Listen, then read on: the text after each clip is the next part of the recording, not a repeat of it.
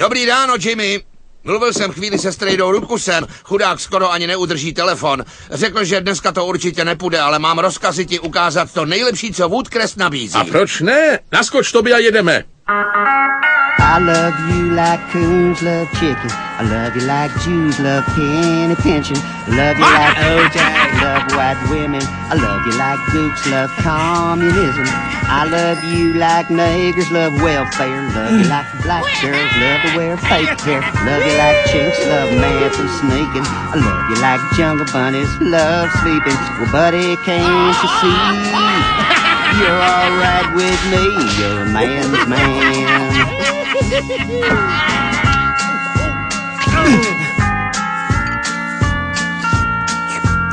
You're all right with me. You're a man's man. No Toby, tohle byl fakt úžasný den.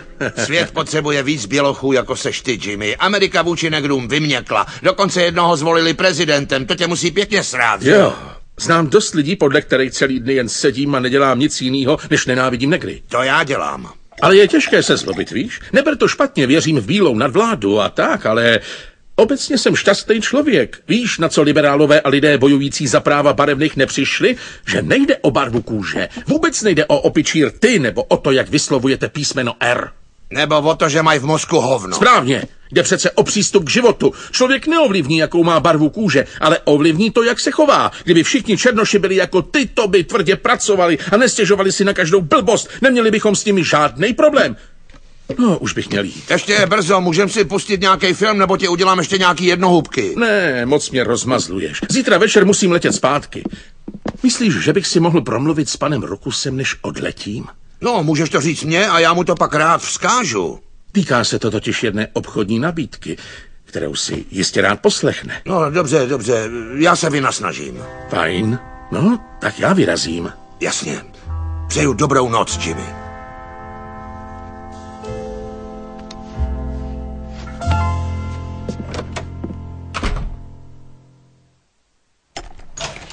Ale kdo pak to je? Roberte, já jsem zoufalej, nemůžu prostě dál předstírat, on dneska odlítá. To jsi směl rozmyslet dřív, než ses na mě On? Jimmy Rebel. Cože? Ten rasistický zpěvák, to má být ta výjimečná osoba, seš ho mouž? Počkej, Roberte, tady nejde o vztah. Poslal jsem mu svoji hudbu a jemu se tak líbila, že jsem přiletěl a já ho nemohl zklamat, tak jsem mu musel říct, že pravej strejda Rukus je běloch a že já jsem jenom jeho sluha, rozumíš? Sakra, Roberte, tohle je vážný.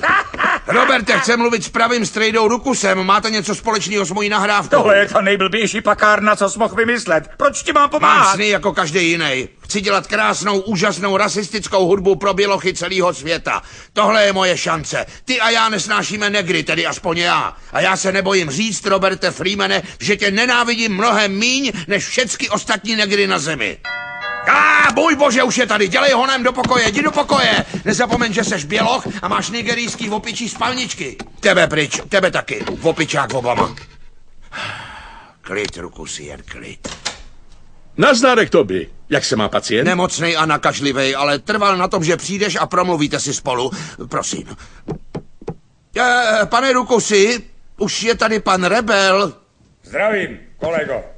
Pane Rukusi, nechci vás nějak dlouho obtěžovat, jen jsem chtěl říct, že píšete skvělý písničky a nespíváte taky dvakrát špatně. No, od bělocha bělochovi to vážně potěší. Víte, lidé se často v naší muzice soustředí jenom na velikou nenávist, ale já ve vaší hudbě dokonce cítím lásku. No, pan Rukus miluje rasismus a nenávist k negrům, že jo? No jo, nesnáším Afroameričany. Do toho řekněte mu, jak moc nesnášíte negry, pane. No, teda, jestli je nesnášet lidi afrického původu zlý, nechci být dobrý.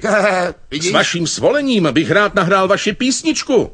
A taky vás pozval do Spoken Hawk na nahrání společného alba. Teda, to zní super, uděláme starou dobrou rasistickou muziku. Tak si prosím odpočiňte a uzdravte se, já už vás nechám v klidu. Ještě jsem vám dovezl dárek, snad se neurazíte. Tady jsou moje podepsaná CDčka, Negrville. Cože?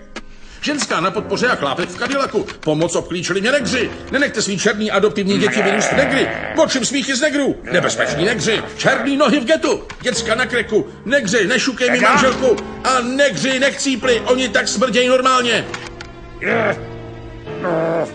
Na tohle seru! To stačilo, padej z Co to mýho sakra? baráku! Padej mi z očí! Roberte, To mi, kdo je ne! tohle? Vidlák hnedka vypadne! Co se to sakra Pane Koře, děje? nigerijský opičí spalničky z něj udělali Nigerijce. Utíkej pryč, Jimmy! Svoje vole! Pověz mi, co se to děje? Kdo to byl? Ne, já už takhle vážně dál nemůžu. Je to lež schovaná v podvodu a šarádě. Já jsem Strejda Rukus. Když jsem ti poslal ty písničky, nikdy jsem si nemyslel, že bychom se někdy vážně potkali. Věděl jsem, že si myslíš, že Strejda Rukus je prostě bílej, fešnej týpek jako Clint Eastwood. Do háje, prokletý revitiligo. Nic si z toho nedělej, Rukusy. Já vím. Jak jsem to vlastně věděl. A sakra, je mi to jedno. Jde přece o hudbu, ne? Počkej, Jimmy, ty myslíš, že... Strejdo, Rukusy. Poletíme do Spoken Hawk.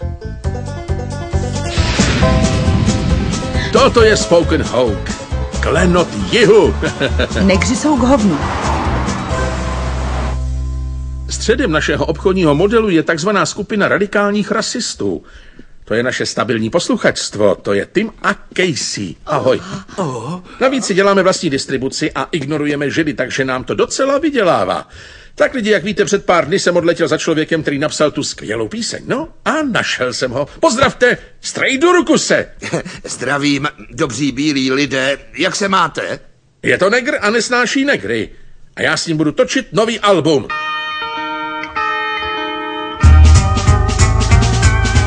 Jiggerboo, niggerboo, colored coonie. Black porch monkey, brown baboony. Melon muncher, chicken bone sucker. Blue, black, silverback, big spear chucker. Any way you figure, the president's a nigger to me.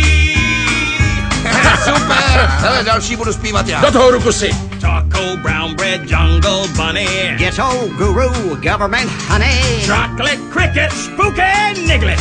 Cocoa negro, Magpie, black crow. Any way you figure, The president's a nigger to me. Bože, o negrech bych mohl zpívat celý den. Tady je Strejda Rukus. Běloši nechte zprávu, černoši nechte flákání se. Čau, Rukusy, chystá se woodcreskej turnaj v Dámě a já jsem si říkal, kdy se vrátíš, jestli tě ty běloši nezlinčovali.